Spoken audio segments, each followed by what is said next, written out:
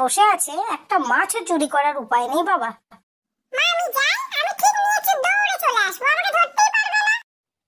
না না, তোকে এখন যেতে হবে না, দাঁড়া না, কোনো না কোনো সময় তো এদিক ওদিক হবেই, তখন গিয়ে আমরা সবাই মিলে ঠিক মাছ নিয়ে চলে আসবো।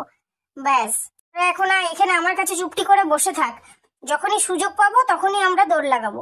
আর এমনিতেই তো ঘুম কাতরে, কতক্ষণ আর বসে থাকবে, একটা না একটা সময় তো ঘুমিয়েই পড়বে। আজকে তো মাছ খাবো, আর তোদেরকেও খাওয়াবো। আজকে আমরা মহা আনন্দে পেট ভরে মাছ খাবো, তুই শুধু একটু অপেক্ষা কর বাবা।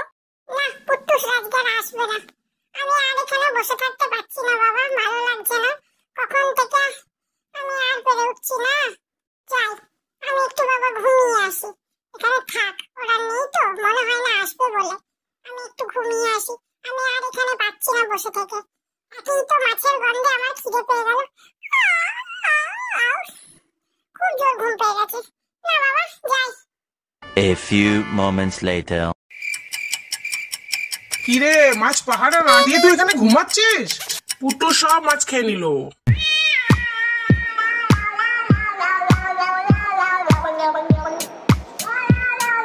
কোথায় গেলি? বেরিয়ে আয়, আয়, তোকে আজকে মজা দেখাচ্ছি, আয়।